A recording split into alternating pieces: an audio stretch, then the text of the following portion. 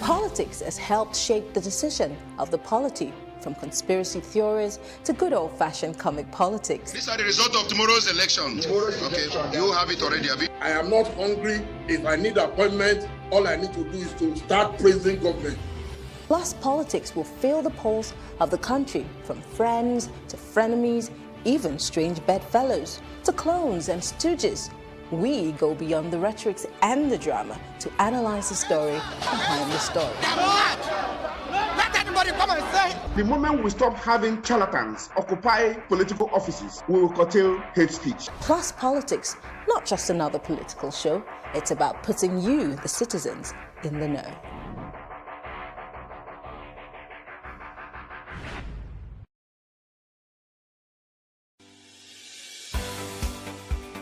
Businesses in Africa can be very challenging. In Nigeria, it is particularly intimidating, and successful builders have learned how to navigate a hostile environment to unlock opportunities. But one major challenge businesses face is how to filter through the noise and identify where their ideal customers exist. Get insight and practical steps from industry players and captains of industries. Hear success stories to help you make informed decisions as you scale your business in Nigeria. Watch Business Insights at this time on PlusTvAfrica.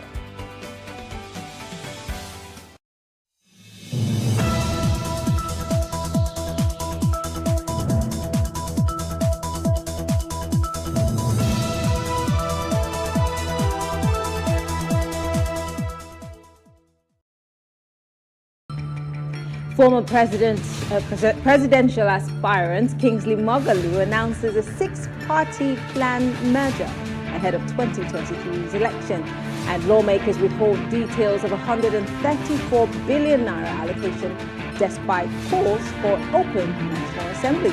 Well, this is Plus Politics. I am Mary Aniko.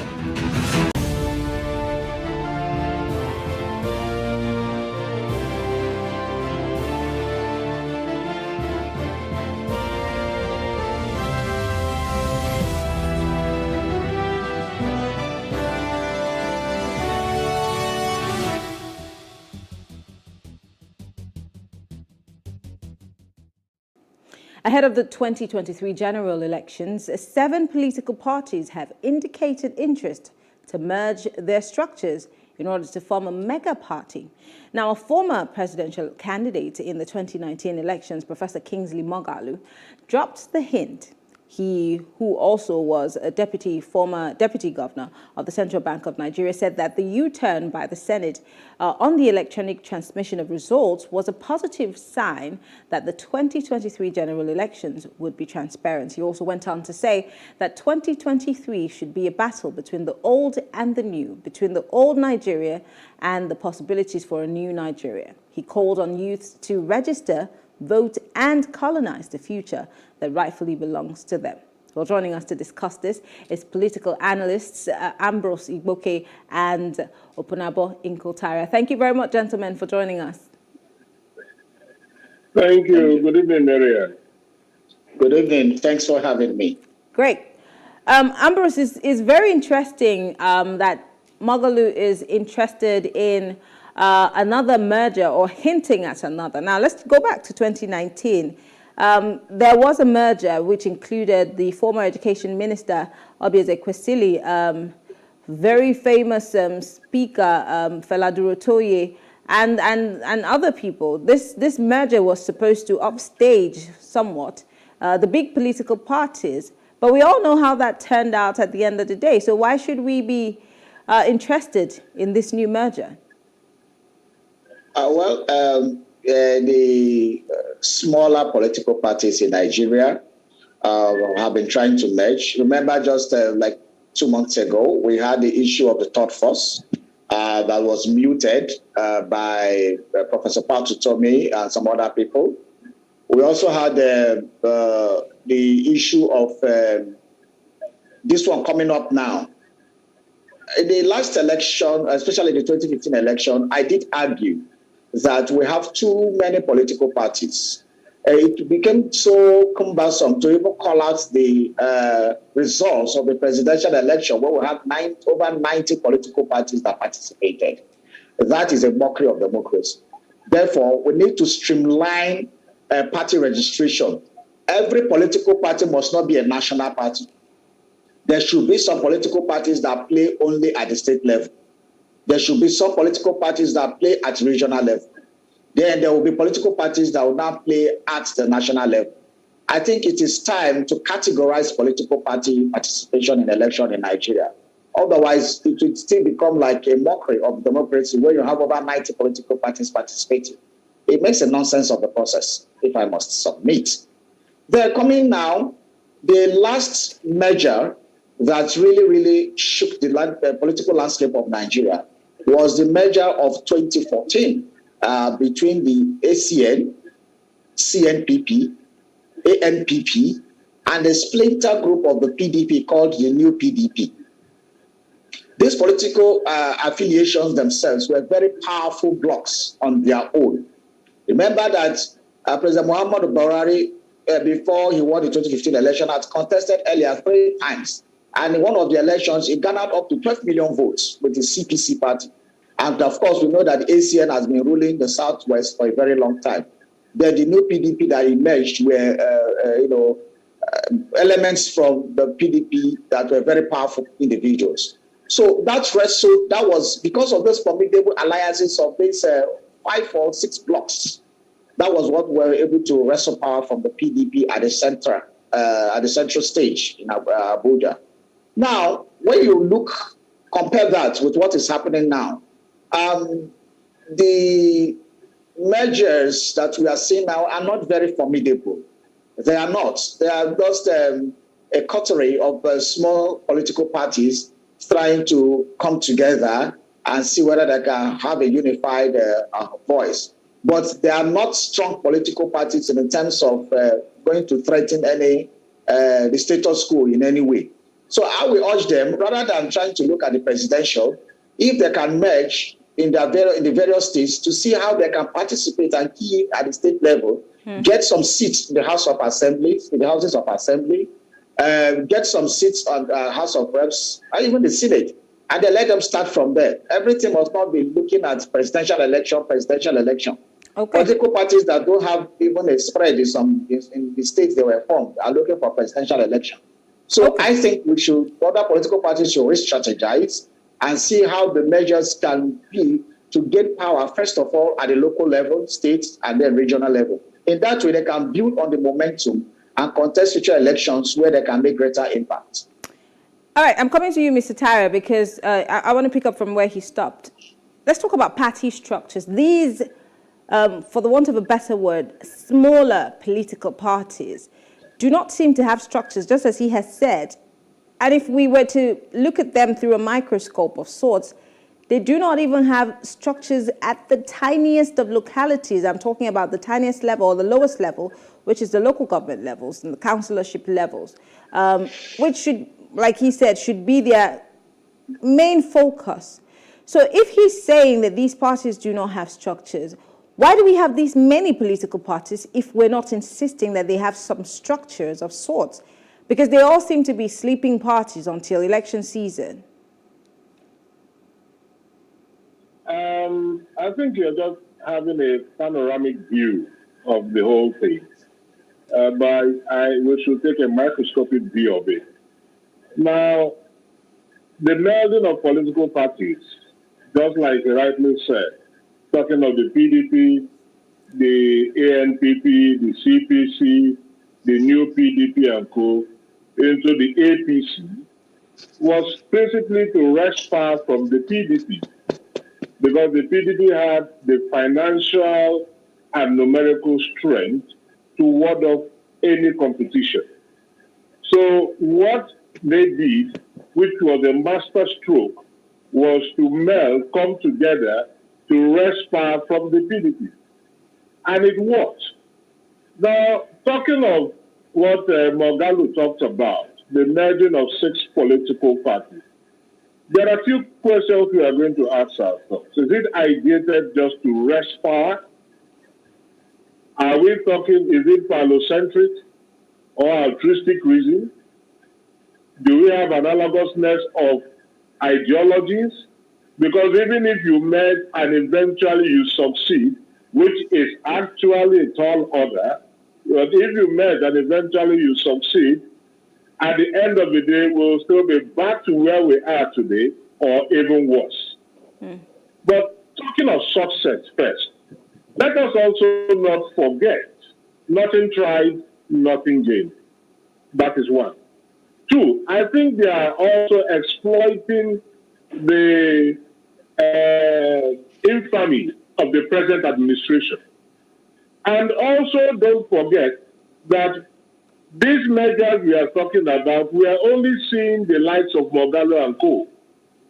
These are parties that will be populated by a lot of disgruntled people in the PDP and in the APC. Will it be?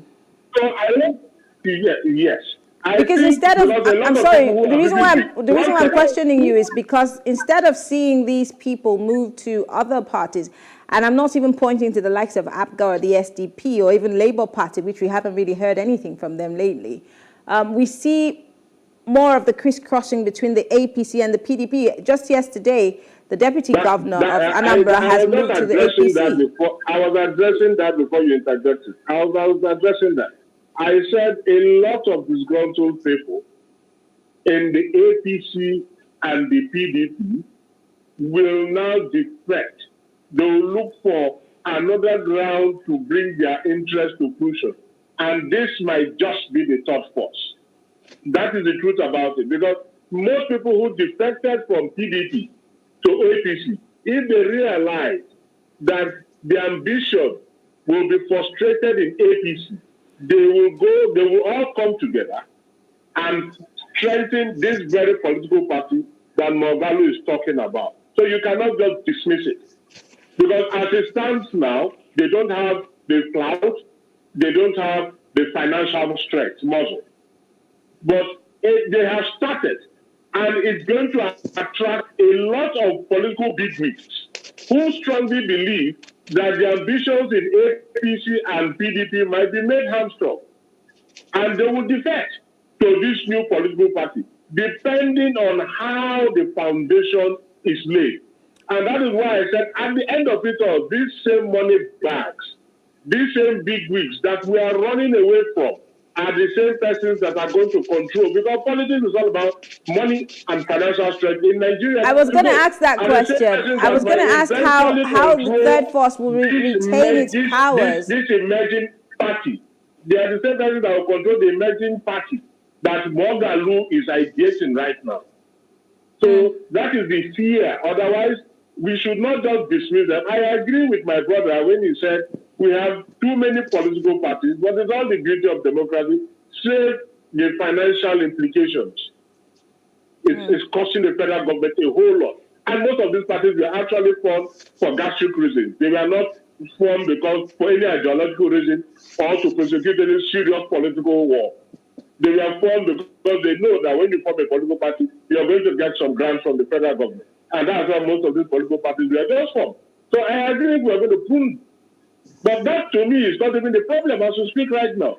The problem right now is how to get a formidable force that can wrest power from this present government, this APC government. That is, to me, is what is important. That is a priority to me. And not really, because most of these political parties, I mean, if at the end of the day, they don't have the cloud, they'll fizzle out. There's no doubt about that. INEC has started registering a lot of them. Excuse me, some of them are even in court contesting it. So to me, that is secondary. Let us think of how we are going to wrest power, and not just wrest power from the present APC, because it is not about the nomenclature. It has to do with the people, the population, those that are going to populate the party. So it's not about APC, PDP, YWC, or whatever. We are talking of credible, the emergence of credible candidates. Okay. And that is why a lot of people might consider this third force. But it is also going to be consequent upon the characters we are going to see in this new political party that will be formed by this measure. Ambrose, he's saying that I'm still struggling with the idea of trying to wrest power as it were in 2015, and we're still hearing the same narrative today, wrest power from the Buhari administration. And we've seen the aftermath of just trying to get into power and not having a plan, a clear-cut plan, or a blueprint of sorts that could help steer the nation in the right direction. Instead, we're nose deep in debt, and of course, the economy has sunk. Naira is nothing to write home about. So should that be the priority of these political parties? Shouldn't they be a bit more futuristic, or should they not be looking at the bigger picture instead of just thinking about now? Politics in Nigeria is about self-preservation, first of all, before nationalistic interest.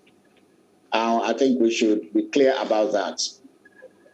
Then, when you talk about this proposed measure, well, let's wait and see the caliber of personalities or the elements of disgruntledness in the major political parties that will engender that paradigm shift for them to nest with this new political party.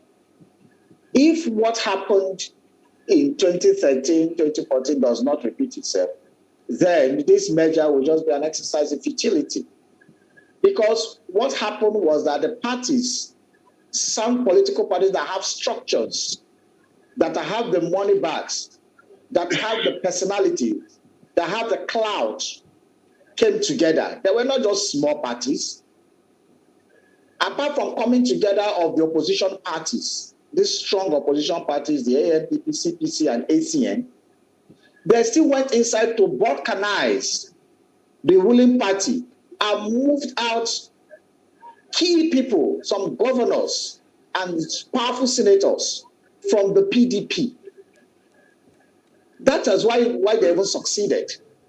So I'm not saying that in this political arrangement. So unless there is something that will happen to the two major political parties that will engender that kind of shift we saw in 2013, 2014, that made top people, sitting governors, sitting senators, move away to form alliance with the opposition. Unless that happens, then this one will just be another exercise for mere political gymnastics. Then when you come to the issue of funding, if the money bags don't move from the political parties, because these politicians know how to settle these issues among themselves. They can be settled with political appointment, they can be settled with board, ministerial appointment, ambassadorial appointment, contracts, other things. So it is not that when the money bag is disgruntled, he weighs his options. When we see most of the big people moving from one political party to another, the APC person moves another big party, the PDP. The PDP person moves another big party, APC. That is what has been happening for the past 3 years. So first of all, there's a financial burden for a money bag to move to a small political party. Who will be the sole financier? Because party funding in Nigeria is still a function of the individuals that make up the political party. They are the ones that bring the money, they are the ones that form the party.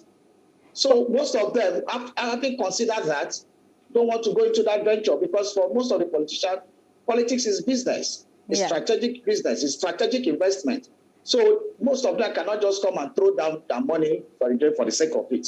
So they want to calculate very well. When you move to APC, even if you don't get elected, you get appointed somehow. If you don't get appointed, you get compensated. So that is how it works.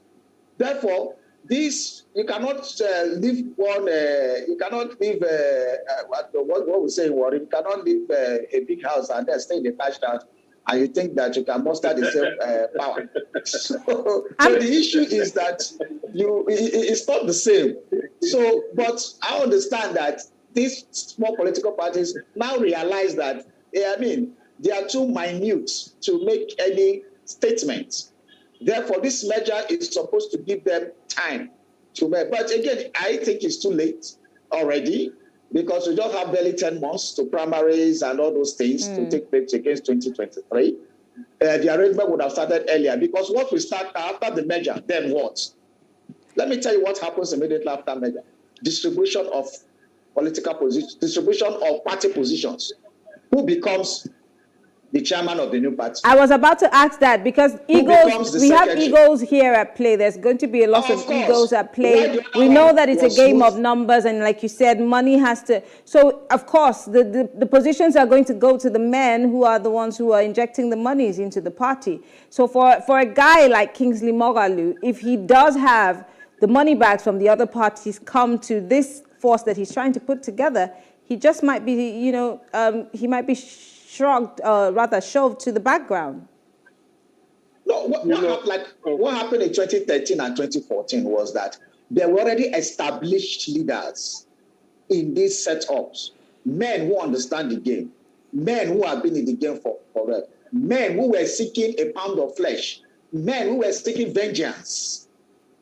So that a mix of all this was this passion behind uprooting the presidency at the center. But now, what's the driving force? The driving force is, I think, mostly is let's be heard. Let's make some noise. Let's have some formidable representations. Let's not just fizzle out. Because when they merge now, the next thing we call, who will be party chairman, who will be secretary, who will be vice chairman, where would they zone it to? Then when they finish that one, they will now start about primaries. Who shall we zone the flag bearer of the politics to? Who will be this, who will be that? And then that is where you really see the problem. Why it was easy in 2013 for those people that formed APC was because there were already established leaders that could we didn't need too many people. Already CPC had Buhari, ACN had Tinubu. The other political parties, for example, had somebody like Amechi, and the NPDP had somebody like Amechi and Saraki. So we didn't need too many people to negotiate. We just needed few men, because those are the ones holding these carcasses and blocks together. But in this case now, you have to negotiate with, because they are small political parties, different interests. Everybody wants to cling to his own, this thing. So when we are waiting, we hope that something will be thrown up, but let them be strategic in whatever they want to do. This idea of coming together to wrest power at the center should not be their priority. Their priority should be to build a powerful political base that can contest election, seek election from the grassroots, build it, rest some... and all that cannot be accomplished in 10 months, like you said. And that is it. Yeah. Mr. Tare, let's talk about the other political parties, because, again, I'm still trying to think it through. Why anybody who's aggrieved within the PDP or the APC would jump over the heads of the SDP or APGA. I mean, for now, as we see, APGA seems to be existing in just a number of states. And then we have the Labour Party that I referred to earlier on as almost non-existent, because we haven't really heard anything from them. Would those not be better parties to merge, have a merger agreement with? And I'm not in any way saying that other parties cannot have a merger, but there are people and structures in those parties, better structures than these other parties that Mr. Moghalu is trying to get a merger with. Looking at what is happening, I mean, of course, like Mr. Igboke said, it's a bit late in the day. 10 months is too short a time for a merger to happen. But if there were to be other alternatives, shouldn't those parties be considered because of the structure that they have across the country? Politics is seen as, like Ambrose rightly said too, politics is seen as one gravy tree. And in my opening statement, I asked three major questions. I said, is it ideated for altruistic reason, selfish reason, allocentric reason, or for what reason? Because is it just to wrest power? And so most of this, I don't want to refer to them as characters. These personalities who are today talking of a merger also have their own interest to protect. And if their own interest will be subdued in merging with these other political parties, then definitely they will not be willing to so do. Because they are actually not going to wrest power for national reasons, for allocentric reasons, for selfless reasons. They want to wrest power for their own selfish gains. That is the truth about it. It's all about, it's what we call the drum major instinct. So it's all about what do I do? First and foremost, the issue of bad governance, I completely agree, but it's being contemporized and it's being propagandized as a subterfuge to discredit a government, just like what this present government did, in order to give themselves some level of acceptance and credibility. I don't see any sincerity of purpose. Because if there is actually a sincerity of purpose, it is actually too late in the day to talk of forming a new political party. I mean, it's not, how do you rationalize it? Just 10 months to the election, this government has done 500 days or thereabout to stay in office, and you're talking of measure trying to form a new political by this time, from the ward to the national. They are like jokers to me. So that's why, so unless we have the unseen hand, in most cases you have the hand of, how is it called? The hand Esau. of Jacob, but the voice of Esau. Oh yes, something like that. And I think that is what is playing out. Otherwise, I sincerely don't think that these people sincerely believe that they can achieve what they are ideating. I don't think they believe that they can achieve it. Unless somebody, they are just the ones that are being seen, somebody's beating the drum, certain group of persons. So, yeah, they try to keep their party so that when it comes, you see them pledging a loyalty or allegiance to, for example, now, hypothetically, you have the Labour Party in Anambra. Now, when it's close to the election, what they do is they go and sell themselves to a political party they believe might win. And they say, oh, they pledge, the Labour Party in Anambra has pledged its loyalty to the ZLP or to ABGA, and that is what goes on. So it's a gravy train. And this Labour Party will not want to merge with ZLP, because if it does, then it has lost its substance and usefulness. Interesting. And that's why my brother Andrews was talking of the unnecessary number of political parties we have in this country. So those ones will not want to merge. Not at all. What led to the melding of political parties in 2013 and 2014 was just beyond resting power. A lot of people were scared that they were going to be jailed. So it was just beyond resting power. It has to do with their freedom. A lot of people felt if we lose out, we are definitely going to be in prison. So it was a do or die affair. And that is why you have the cacophony in discordant tunes today in the party. So these ones will not merge at all, because it is a bargaining chip for them. That's why the Labour Party, the ZLP, and co will not want to come together to rest power. Because when the elections are closed, they see it as an opportunity to make more money. We are going to pledge our loyalty to this political party. And once you pledge our loyalty... A former deputy governor at the Central Bank of Nigeria, he's thrown his hat into the ring a couple of times on this matter. And I remember at the beginning of this conversation, Ambrose said that sometimes it's best to start where you are instead of always gunning for the presidential ticket. But I'd like to hear from you both what you think about him and his ambition. And maybe he might just be another President Buhari who would try many times and then finally emerge as president. What do you think? I'll start with you, Ambrose, and then Mr. Tara will wrap it up. Well, I must first of all commend Professor Kingsley Moghalu for being consistent, because we have always advocated that men of high personality like him, reputable technocrats like him, should join the fray. And so he has taken the gauntlet for a long time and joined. So for that, I commend him. And I'm happy that a man of his caliber is in the race. He should keep at it and ensure that he also tries as much as possible to, be very strategic in this. For example, Rochas Okorocha those days contested for presidency under AA or something, Action Alliance. And when the man saw he was not going through, he just did some strategic rethinking. And he came back, contested for the governor of Imo State and won.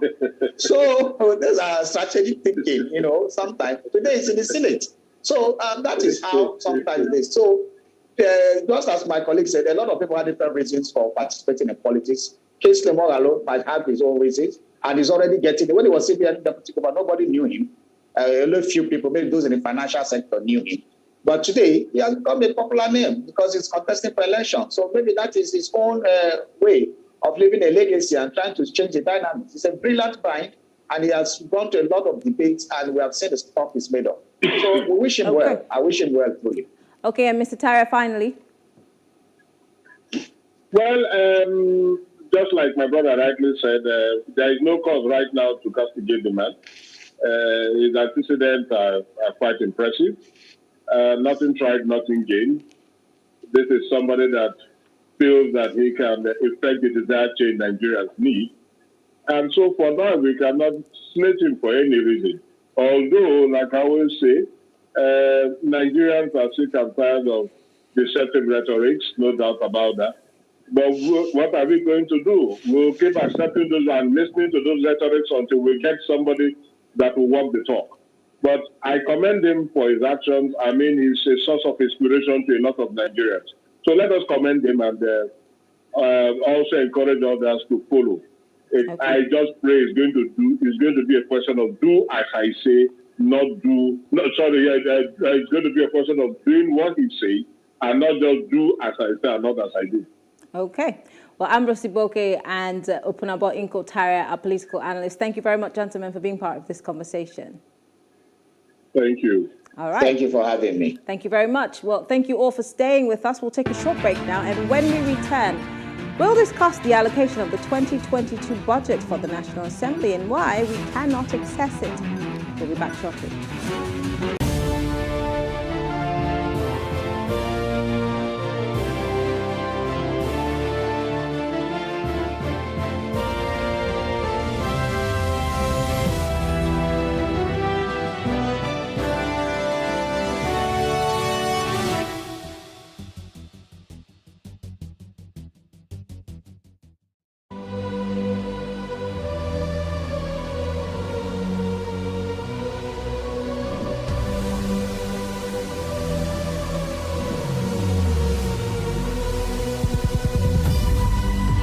What we do not understand, we will stigmatize.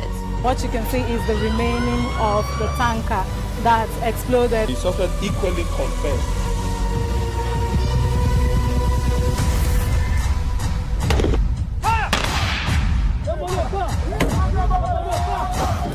A 500 naira they collect them. If you no talk, they go beat you. Now 2,500 and they pay.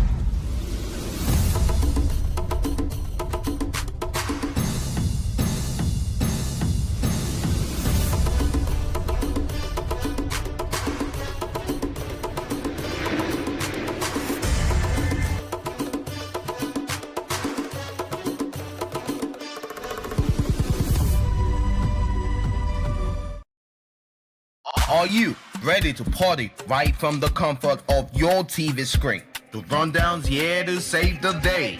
From freshly baked videos to the classics to the youngins and dope conversations, all in one chart.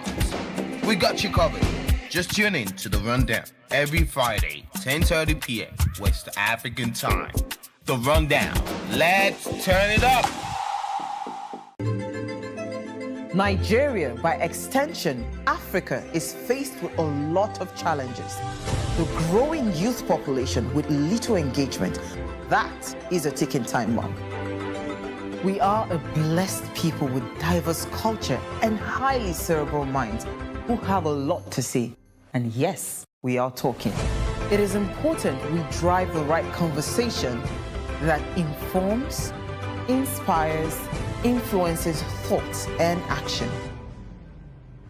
If we say there's beauty in our diversity, then let us embrace our diverse culture. We must continue to courageously be the voice of transformation as we are the hope for the future.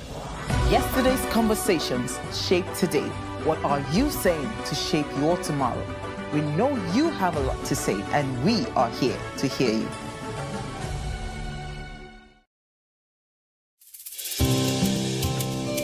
For me, I wanted to change that culture. I didn't believe that until you see a white man or you see a foreigner in the kitchen before you can believe that, good food is going to come out of that kitchen.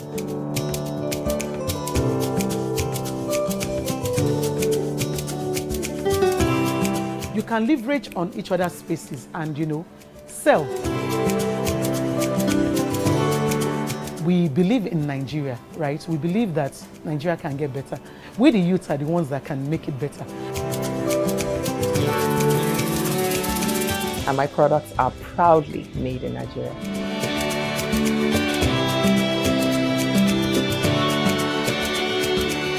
Made in Niger, showing every Tuesday at 10:30 p.m. and repeats on Saturday at 8:30 a.m.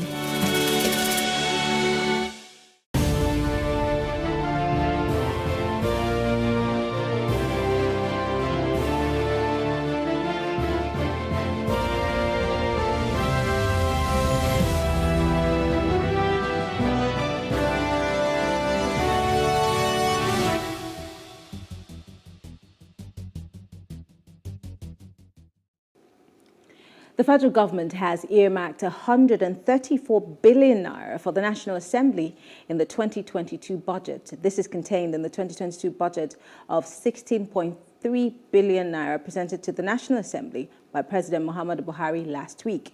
The total amount budgeted for the legislature for the coming year is the highest ever. For 2021, the President increased the National Assembly's budget from 125 billion naira in previous years to 128 billion. And during the approval, the lawmakers upped the budget by 6 billion, bringing their total for the budget to 134 billion naira. With the President proposing 134 billion naira for lawmakers for the coming year, there are concerns that the amount will grow higher amidst calls for a cut in the cost of governance. Now, joining us to discuss this is Gospel Obele. He's an economist. Thank you very much, Gospel, for joining us. Thank you, Marianne, for having me. Good evening. Yes, if I recall clearly, I think this was 2014 or 2015. I'm not very sure. I was on the radio, and we were talking about this same issue. The cost of running the national is going up every single year, but nothing really changes about how the National Assembly is being run and how the laws are being, put together. So really, the big question is, why is it, continuously growing? So first of all, it would be interesting to state that we need a whole a system-wide budget reforms in a sense, because what we find out is that there's more or less a copy and paste, way of doing things, year on year and all of these things and all that. So it presents the case that there is lack of political will to cut down the cost of governance. And when you look at it very well, capital expenditure only increased by about 2 to 5% thereabouts, but recurrent expenditures increased significantly into double digits, when compared to the 2021 budget. So that's to tell you that there is a huge thirst for status quo, sort of. So until there's an overall change in economic and political ideology, which will also impact on budgetary reforms, we may not see any fundamental changes, So these things will just keep happening. It's a cycle, and it speaks to the fact that there is no political will, even if there have been political statements in the past to correct these nuances in our budgetary systems. I'm looking at, the fact that, you just said political will. But if there is no political will, there is a group of people, which are the Nigerians, the citizens, whose taxpayers' monies are used to fill the pockets of these few who are in the National Assembly. And all you can buy is an iPhone. So, as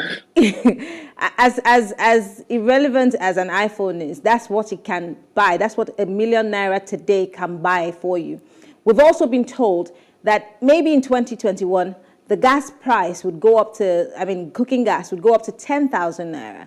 The average person, for example, let's say a street sweeper, or let's say a cleaner in an office, can that person afford 10,000 naira to buy a gas cylinder? Let's not also forget that we're trying to chase out, coal. We're trying to chase out the kerosene stove. We're trying to look for green energy. But then we're also expelling gas every day, and we're just flaring it. We're not doing anything. And so it's a potpourri of issues. You and I can go at this all day. Why is the average Nigerian person, I know that this is not your job, not pushing for these political wills to be grown within our leaders, because there has to be something done about it. If in 2015 we had this conversation and now we are in 2021 having the same conversation, all we do is murmur and grumble about it, but then we still pay through our noses. Why do we have to do it?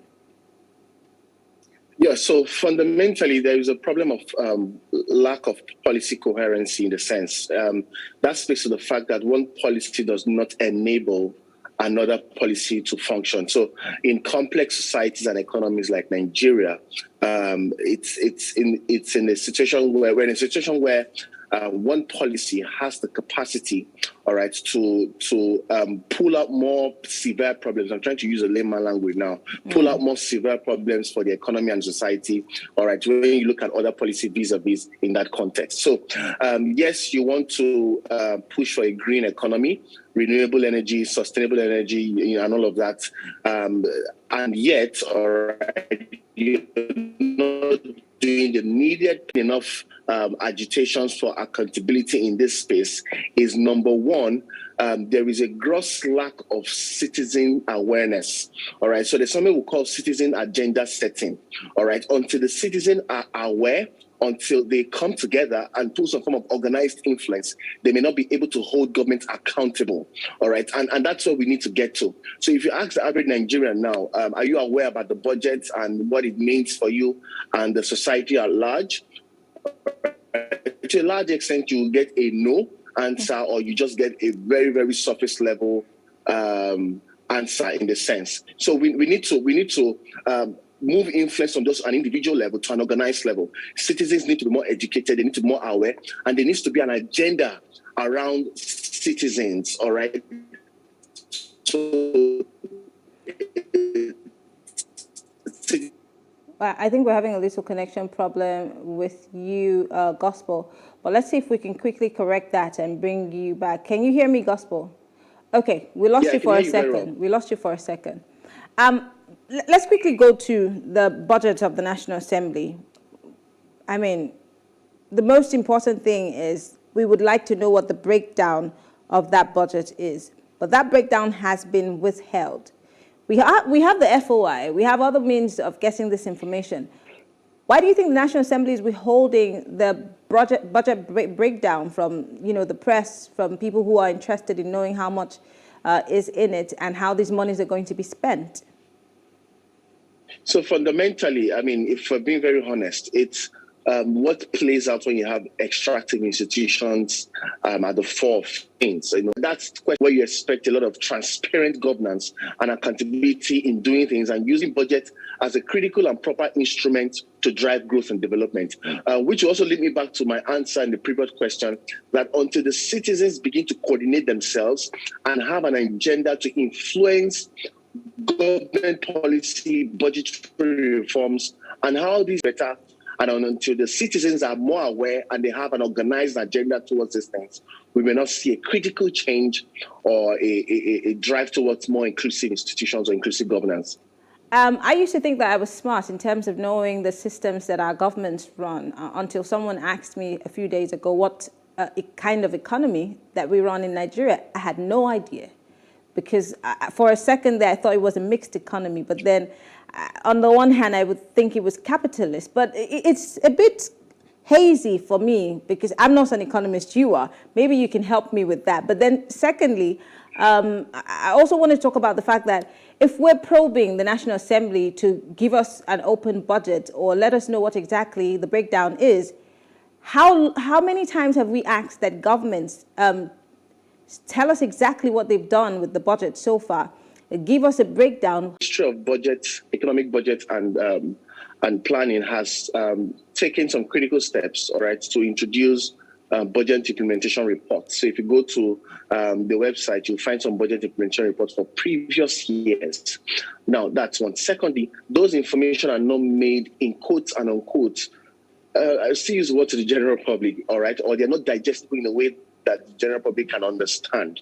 So you need more state actors or NGOs who will jump in the pool and close the gap between sharing government implementation data or information, all right, to the average Nigerian citizen. Now, the average Nigerian citizen also has issues around interest and commitment, all right, towards understanding what government is doing and how they're doing it and how much funds are going into it.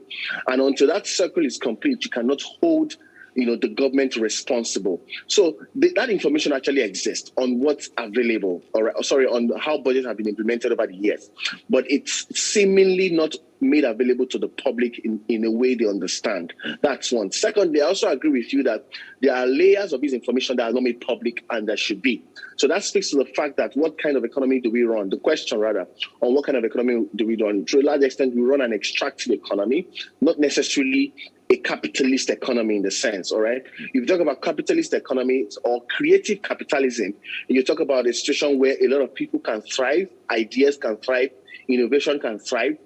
There are key enablers around doing business. And if you look at this thing from a holistic perspective, all right, it has huge impact on socioeconomic problems like unemployment and the likes. But what you have in Nigeria situation where you have a critical few are empowered and termed as individual leaders or headline captains of industries, all right, who still use that opportunity that they have, all right, to recycle more wealth into their space or back into the political space, not necessarily to be redistributed for the common man or the average Nigerian in the sense. So it's a cluster of different dynamics that are feeding back into that extractive economy, all right, so until the cities are aware and better positions to interact from an start shifting the course from extractive economy engagement to inclusive economy engagement.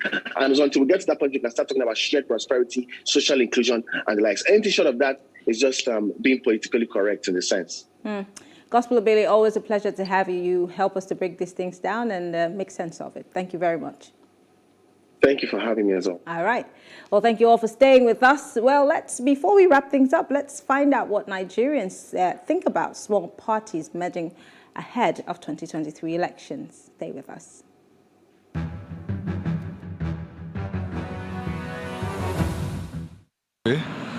If all these all smaller parties could come together to stand against all these, how do they call it? All the super power party, this APC, PDP, I think that could go a long way in reducing the much accorded power to this PDP and APC, all the super powers. So all those smaller parties, ABGA, Youth Party, and they should form an amalgamation to collaborate to fight against all these superpowers. I think that will make us to have maybe fresh candidates, new candidates. If they agree and accept it like that, they join hands to fight two-party, Nigeria maybe can better. Both the smaller parties and the bigger parties, they have the same characteristics. Leave the smaller parties, because if you give the opportunity to the smaller parties, they will even do more than what the said bigger parties are. And if you find out even the smaller parties who are bankrolling them, the smaller parties are bankrolling by politicians and the bigger parties for them to have a place to fall back to in the future. If there's anything the bigger party doesn't favor them, they are basically the same thing. Now, if all of them join together, it will still do the same thing according to the situation of this country. Because both the smaller is ready to steal, the big one is already armed robber for this country. Now, between the smaller, join all of them together, both the PDP, APC, NLPC, IPC, everything joined together is always do the same thing for 2023. Yes, I think that should be a good idea. But how would that work when Godfatherism and the country itself has been colonized by those buzuzus that don't want to leave the seats for the upcoming parties to emerge? So I think it's a good idea, but the possibility of it happening is what I've not seen. I've not seen the limelight. We want to thank you for being part of the conversation. We hope you enjoyed the show. We will see you tomorrow on Plus Politics. I am Mary Ann O'Connell. Have a good evening.